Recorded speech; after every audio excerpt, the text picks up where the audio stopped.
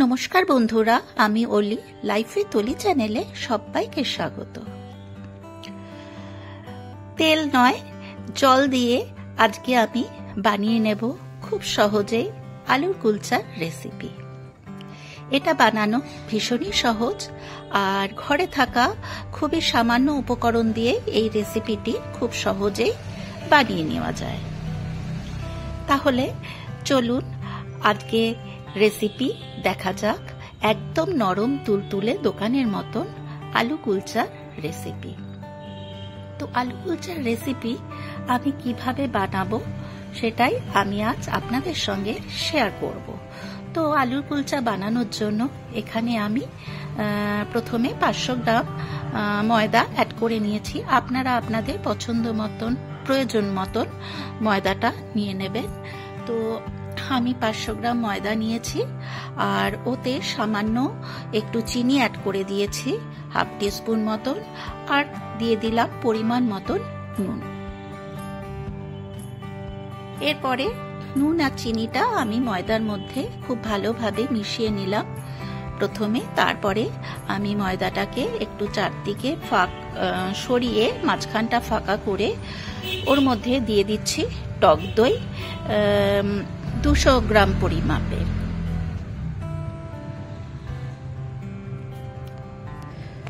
আপনারা চাইলে টক দইটা ফেটিয়েও দিতে পারেন, আমি আর ফেটাইনি, এমনিতেই দিয়ে দিয়েছি। আর এই টক দইয়ের মধ্যে আপনারা চাইলে বেকিং পাউডার, বেকিং সোডা দিতে পারেন। তো আমি বেকিং পাউডার কিংবা বেকিং সোডা দিইনি, আমি দিলাম ইনো পাউডার। আমার কাছে ইনো পাউডার ছিল তাই আমি ইনো পাউডারটাই দিলাম। দিয়ে আমি একটু নাড়িয়ে নিলাম ফার্মেন্টেশন হওয়ার জন্য। এই যে দেখুন একটা ফার্মেন্টেশন হয়েছে।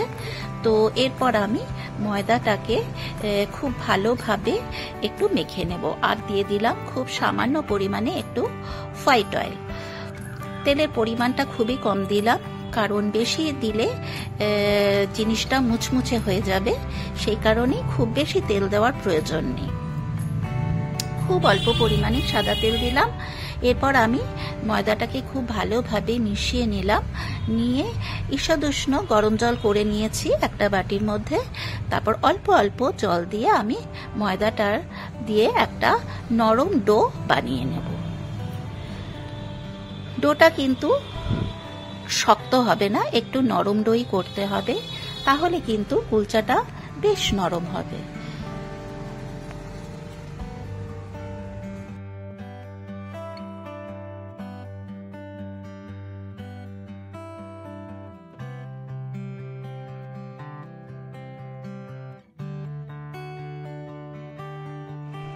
এই যে দেখুন একটা নরম ডো আমি বানিয়ে নিয়েছি, হাতে লেগে যাচ্ছে, এই জন্য খুব অল্প খানিকটা তেল দিয়ে আমি আবারও এটাকে একটু ঠেসে নিচ্ছি।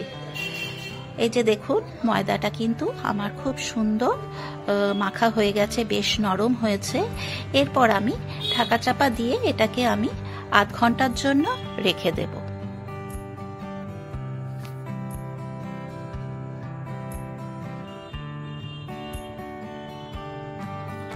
আর এদিকে আমি দুটো মিডিয়াম সাইজের আলু আমি সেদ্ধ করে নিয়েছি, নিয়ে ওটাকে ম্যাশ করে নিয়েছি। তো সেটা আর আমি দেখাইনি। আর এর মধ্যে আমি দিয়েছি একটা ভাজা মশলা, যেটার মধ্যে গোটা জিরে, ধনে, মৌরি, শুকনো লঙ্কা সমস্ত কিছু ছিল, সেই একটা মশলা দিয়েছি। আর দিয়েছি হাফ টিস্পুন গোলমরিচ পাউডার, আর দিয়েছি নুন আর অল্প খানিকটা চিনি দিয়ে আমি আলুটাকে ম্যাশ করে নিয়েছি। আর দিয়ে দিলাম কিছুটা ধনেপাতা কুচি। সবকিছু একসঙ্গে মেখে আমি একটু সাইডে রেখে দেব।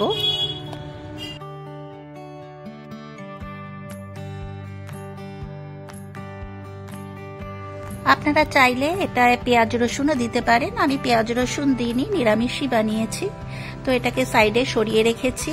আর এই যে দেখুন আধ ঘন্টা পর আমি ময়দাটা দেখুন কি সুন্দর ভাবে মাখা হয়েছে। তো আমি হাওয়াটাকে বার করে নিলাম, নিয়ে আবার একটু ঠেসে নিচ্ছি।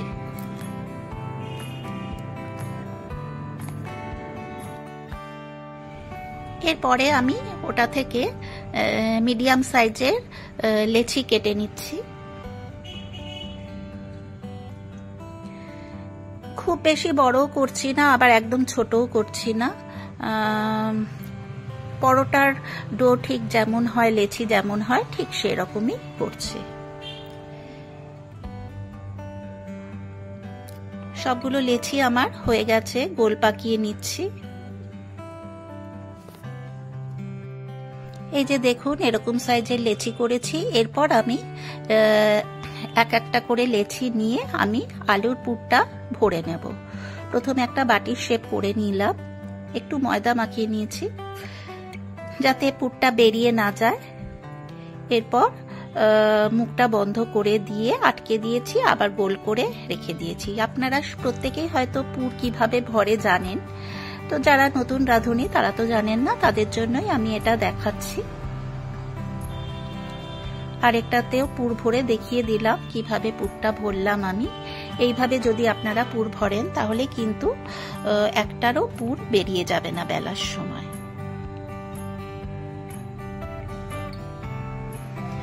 এই যে দেখুন, প্রতিটাতে আমার পুর ভরা হয়ে গেছে।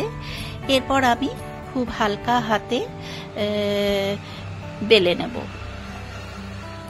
প্রথমে একটু শুকনো ময়দা দিয়ে নিলাম।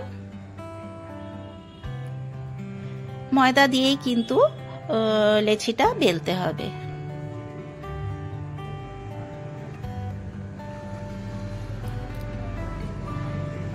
খুব হালকা হাতে প্রেস করে আমি একটু লম্বাটে করে বেলে নিচ্ছি।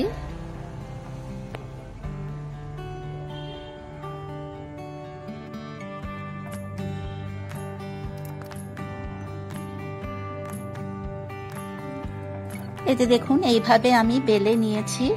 এরপর আমি ওপর থেকে ছড়িয়ে দেব সাদা তিল, কিছুটা সাদা তিল, কিছুটা কালো জিরে, আর দিয়ে দেব ধনেপাতা কুচি। এইভাবে করলে কিন্তু আলু কুলচার স্বাদ ভীষণই ভালো হয়। আপনারা যদি এইভাবে না বানিয়ে থাকেন তাহলে একবার অন্তত এইভাবে বানিয়ে দেখবেন, আশা করি আপনাদের ভালোই লাগবে। ভীষণই ভালো হয়েছিল। আর এটা স্বাস্থ্যকরও বটে, যেহেতু জলে ভাজা হচ্ছে, পুরোপুরি তেলে ভাজা হচ্ছে না। কাজেই এইভাবে একবার বানিয়ে দেখবেন, আশা করি আপনাদের ভালোই লাগবে। এই যে দেখুন, খুব হালকা হাতে আমি বেলে নিয়েছি। আরও একটা বেলে দেখিয়ে দিলাম, একটু সাদা তিল, কালো জিরে আর ধনেপাতা কুচি ওপর থেকে ছড়িয়ে দিলাম। দিয়ে আবারও একটু প্রেস করে হালকা হাতে ওটাকে বেলে নিলাম। এই যে দেখুন, প্রথমে আমি একটা ফ্রাই প্যান বসিয়ে খুব ভালো করে গরম করে ওতে জলটা দিয়ে দিয়েছি। জলটা ফুটে উঠতেই আমি কুলচাটা দিয়ে দিয়েছি, আর খুব সুন্দরভাবে ফুলে উঠেছিল। আর ফুটো জায়গাটা একটা লবঙ্গ দিয়ে বন্ধ করে দিয়েছি। কিন্তু যেহেতু ফার্স্ট টাইম আমি করেছি, দুর্ভাগ্যবশত এত সুন্দরভাবে ফুলে উঠেছিল, কিন্তু এটা আমি ঠিকভাবে তুলতে পারিনি। হ্যাঁ, যাই হোক, তারপর আমি আবার একটা অন্য ফ্রাই প্যান বসিয়েছি, যে অন্য আরেকটা ফ্রাই প্যানে ট্রাই করছি, দেখি দেখা যাক এটা ওঠে কিনা। তো এটাতেও আমি দিয়ে দিলাম। দেখুন, এটা কিন্তু খুব সুন্দরভাবে উঠেছে। তারপরে আমার একটু আনন্দ হলো যে এত সুন্দরভাবে ফুলে উঠেছে। আর আপনারা চাইলে এইভাবেও সেকে খেতে পারেন। তো আমি একটু টেস্টটাকে বাড়ানোর জন্য হাফ টিস্পুনের থেকেও কম একটু বাটার দিয়ে দিয়েছি। বাটার দিয়ে দুটো পাশ একটু ফ্রাই করে নিয়েছি। তবে এটা যদি শুধু জলে ভেজেও খান না, তাহলেও কিন্তু এটা ভীষণই ভালো হবে খেতে। তো আমি একটু বাটার দিয়েছি টেস্টটাকে বাড়ানোর জন্য। যাই হোক, আপনারা আপনাদের ইচ্ছে মতন করবেন। এই যে দেখুন, এরপরে কিন্তু এটাতে যখন আমি করেছি, প্রতিটাই কিন্তু খুব সুন্দরভাবে উঠে গেছে। হ্যাঁ, একটা দুটো একটু অসুবিধা হচ্ছিল, কিন্তু বেশিটাই আমার ভালোভাবে হয়েছে। আর প্রতিটা কুলচা কিন্তু খুব সুন্দরভাবে ফুলে উঠেছে। আমার ভীষণ আনন্দ লেগেছে। আর আমার ছেলে, হাজব্যান্ড দুজনেই খেয়ে বলল দারুণ হয়েছে, দারুণ হয়েছে। মানে কি বলবো। যাই হোক, আপনারাও ঠিক এইভাবেই বানিয়ে খান আমার মতন করে। আশা করি আপনাদেরও ভীষণই ভালো লাগবে, আর এটা ভীষণ স্বাস্থ্যকরও বটে। আর এই যে দেখুন কি সুন্দরভাবে ফুলেছে, এত আনন্দ লেগেছে আমার এটা করার সময়, মানে ভীষণই আনন্দ লাগছিল। তো আমার আজকের এই আলু কুলচার রেসিপি আপনাদের কেমন লাগলো অতি অবশ্যই একটা লাইক শেয়ার কমেন্ট করতে ভুলবেন না। আর যারা আমার চ্যানেলে নতুন, এখনো পর্যন্ত আমার চ্যানেল সাবস্ক্রাইব করেনি, তাদেরকে আমার চ্যানেল সাবস্ক্রাইব করার জন্য অনুরোধ রইল। আর পাশে যে বেল বাটনটা আছে সেটাতে প্রেস করে দেবেন, তাহলেই আমি নিত্য নতুন যা যা ভিডিও আপলোড করব সেগুলোর নোটিফিকেশন খুব তাড়াতাড়ি আপনাদের কাছে পৌঁছে যাবে। এই যে দেখুন আলু কুলচার ফাইনাল লুক কেমন হয়েছে অতি অবশ্যই একটা কমেন্ট করে জানাতে ভুলবেন না। তাহলে আজকের মতন এই পর্যন্ত। এরপর আমি হাজির হব অন্য কোনো দিন অন্য কোনো নতুন ভিডিও নিয়ে। আপনারা সবাই সুস্থ ও ভালো থাকবেন। ধন্যবাদ। এই যে দেখুন কত সুন্দর সফট হয়েছে, একটা আমি একটু মুড়ে দেখিয়ে দিলাম, খুবই সফট হয়েছিল। আর এটা আমি সার্ভ করেছিলাম টমেটো কেচাপ আর টক দই। টক দইয়ের মধ্যে অল্প খানিকটা নুন দিয়েছিলাম, আর যে ভাজা মশলাটা করেছিলাম সেই ভাজা মশলাটা দিয়েছিলাম, আর দিয়েছিলাম খুব অল্প খানিকটা চিনি, একদমই অল্প। এটার সঙ্গে খেতে কিন্তু দুর্দান্ত লেগেছিল।